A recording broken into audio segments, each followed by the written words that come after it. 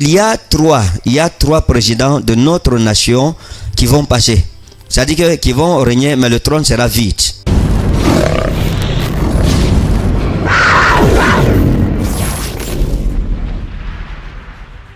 Il y a trois présidents de notre nation qui vont passer. C'est-à-dire qu'ils vont régner, mais le trône sera vide. Pendant que je priais, le Seigneur m'a fait comprendre que je devais prendre le drapeau du Cameroun et je priais sur ce drapeau. Donc dès que j'ai pris ce drapeau, je me suis agenouillé sur ce drapeau et je vois trois tombes, bien avec le carreau. Et puis celui qui était au milieu était plus propre que les deux autres.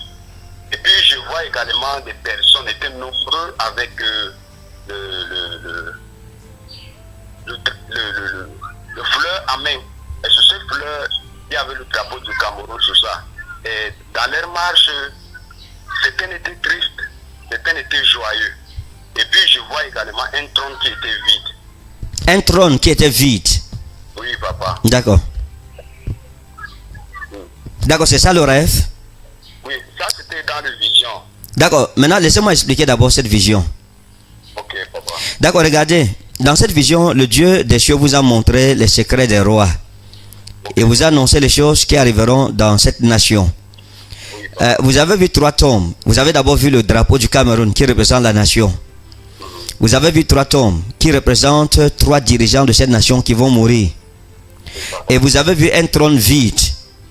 Ça veut dire que le Dieu des nations, le Dieu des cieux vous a montré que il y a trois présidents de notre nation qui vont passer.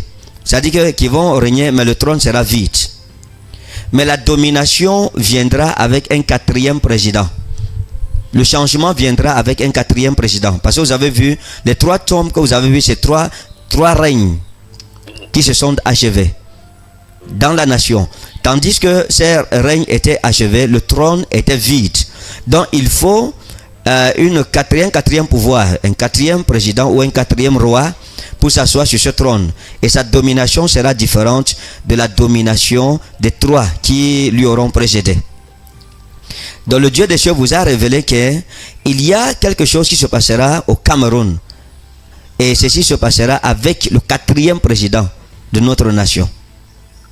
Et vous avez la responsabilité de prier pour que cette prophétie soit accomplie. Dieu vous a donné le fardeau de prier pour la nation camerounaise. Il vous a choisi pour cela. Et donc, portez cette responsabilité. Parce que si vous ne priez pas pour la nation, ça veut tout simplement dire que vous ne faites pas le travail que le Seigneur vous a confié. Ok, papa. Et bon, j'avais encore une autre rêve. Je ne sais pas si c'est possible que je l'explique également. D'accord, bien sûr, allez-y. Ok, papa. Ça, c'était dans le rêve alors.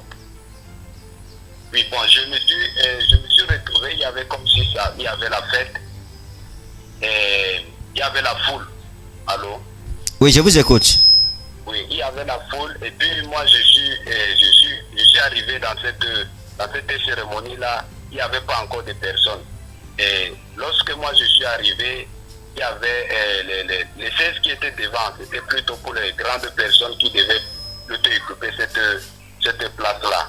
Et moi, je suis arrivé, je me suis assis, et on m'a fait comprendre que cette place, si je pouvais m'asseoir à côté, mais sinon, il y avait trois places. Les deux places des autres étaient déjà réservées, mais l'autre place n'était pas réservée. Je pouvais m'asseoir sur cette chaise-là. Je me suis assis, et d'autres personnes sont arrivées dans cette cérémonie-là. Et dans le déroulement où ça s'est passé, on a chanté 2 cantiques. Après, on a chanté 2 cantiques et on disait qu'on devait plutôt accueillir le président. Et quand le président est arrivé, tout le monde s'est levé et il s'est dirigé, il s'est assis à côté de moi. Et quand il s'est assis, après quelques moments, il dit à tous les autres de s'asseoir. Et quand je me suis, tous les autres se sont assis et moi également je me suis assis. Et après, il me dit, il commence, le président commence en disant que bon, allô?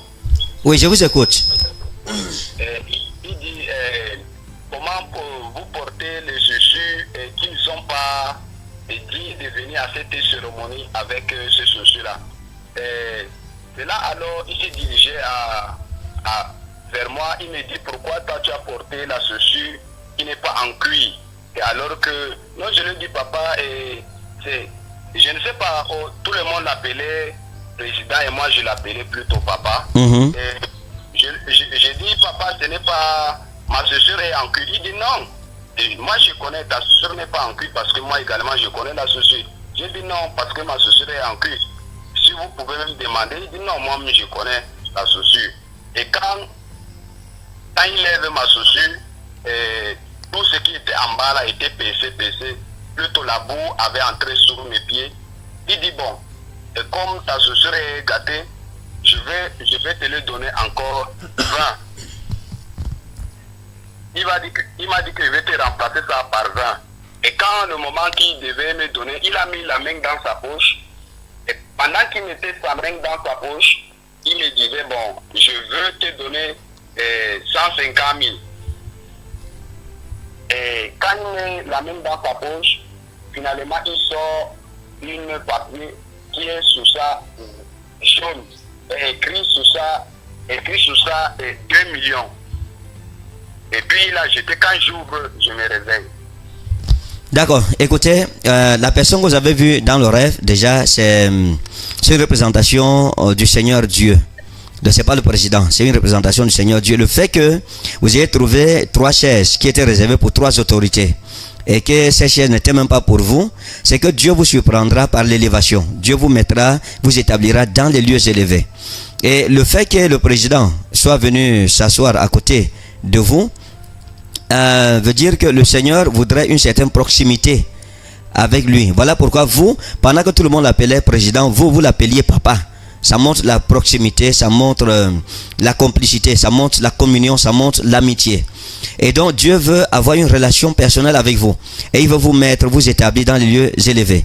Mais maintenant, il y a une remarque dans le rêve qu'il va vous faire, c'est que il vous dit que vos chaussures ne sont pas en cuir, mais vous vous dites plutôt que c'est en cuir. C'est-à-dire que vous entrez dans une sorte de contestation avec Dieu.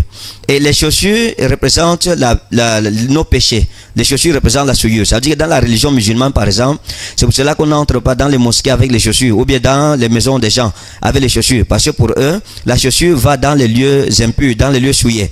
Et donc, si on entre avec ces chaussures-là, à la maison, la maison est souillée. Et puis s'il prie, et Allah subhanahu ne peut pas descendre, ou bien les anges ne peuvent pas arriver.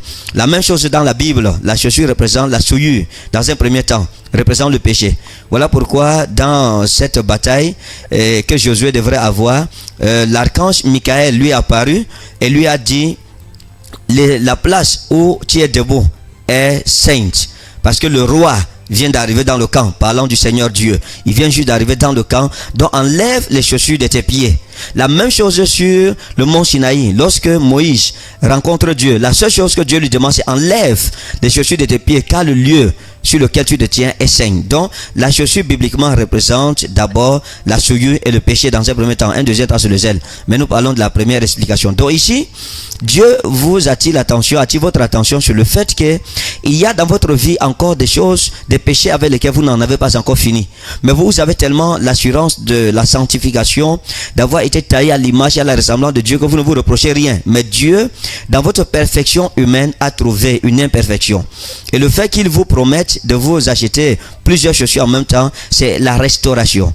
Vous vous souviendrez du souverain sacrificateur Élisée, le souverain sacrificateur Élie plutôt, et lorsque Satan était en train de l'accuser, la Bible dit que Dieu a défendu le souverain sacrificateur Élie et Josué plutôt, le souverain sacrificateur Josué, et il a donné les ordres en disant, ôtez-lui les vêtements sales et revêtez-le de vêtements propres et neufs. C'est la restauration.